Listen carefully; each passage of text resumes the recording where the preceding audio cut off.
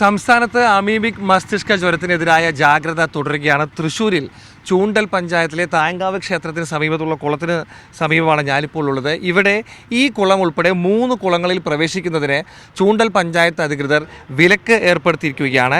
പഞ്ചായത്തിലെ മറ്റ് നീന്തൽ കുളങ്ങളിലും മറ്റും പ്രവേശിക്കുന്നതിനും വിലക്കുണ്ട്. 3 ക്ഷേത്രകുളങ്ങളിലാണ് അധികൃതർ വിലക്ക് ഏർപ്പെടുത്തിയിട്ടുള്ളത്. എന്താണ് ഇത്തരത്തിലുള്ള വിലക്ക് ഏർപ്പെടുത്താൻ കാരണം? ഈ രോഗാവസ്ഥ മറ്റ് സ്ഥലങ്ങളിൽ ഇപ്പോൾ ചൂണ്ടൽ ഗ്രാമപഞ്ചായത്ത് എന്ന് പറഞ്ഞ പോലെ കേരളത്തിൽ മൊത്തം മസ്തിഷ്ക ജ്വരം വ്യാപിച്ചുകൊണ്ടിരിക്കുകയാണല്ലോ.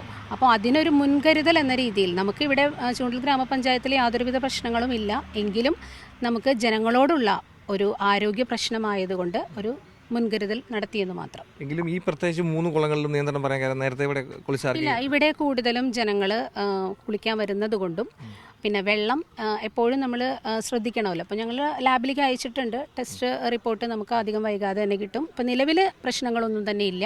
എല്ലാവരും ആരോഗ്യവാന്മാർ തന്നെയാണ്. ഇവിടെ ടെസ്റ്റിലേക്ക് അയക്കാൻ കാരണം 1-2 പേർക്ക് പനിയും മറ്റു ലക്ഷണങ്ങൾ കണ്ടിരുന്നല്ലോ അല്ലേ?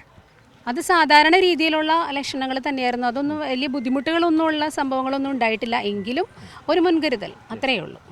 അതായത് ഇവിടെ കുളിച്ച 1-2 പേർക്ക് നേരത്തെ പനി ഉൾപ്പെടെയുള്ള ലക്ഷണങ്ങൾ കണ്ടിരുന്നു. പിന്നീട് അവർ പരിശോധിച്ചപ്പോൾ അവർക്ക് രോഗങ്ങളില്ല, നെഗറ്റീവാണ് എന്ന കാര്യം സ്ഥിരീകരിച്ചു. എങ്കിലും ജാഗ്രതയുടെ ഭാഗമായി പഞ്ചായത്തിലെ പല സ്ഥലങ്ങളിലും കുളത്തിലും ഇത്തരത്തിലുള്ള നിയന്ത്രണം ഏർപ്പെടുത്തിയിരിക്കുകയാണ്. എന്തായാലും നേരത്തെ നമുക്കറിയാവുന്ന ഒരു തൃശ്ശൂർ സ്വദേശിക്ക് കോഴിക്കോട് വെച്ച് ഇത്തരത്തിൽ രോഗം സ്ഥിരീകരിക്കുകയും ചികിത്സ നൽകുകയൊക്കെ തന്നെ ചെയ്തിരുന്നതാണ്. ഈ സാഹചര്യത്തിലാണ് പഞ്ചായത്ത് കൂടുതൽ ജാഗ്രതാ നടപടികളുമായി മുന്നോട്ട് വന്നിരിക്കുന്നത്. തൃശ്ശൂരിൽ നിന്നും നടരാജ് പരശുറാം, മീഡിയ 1.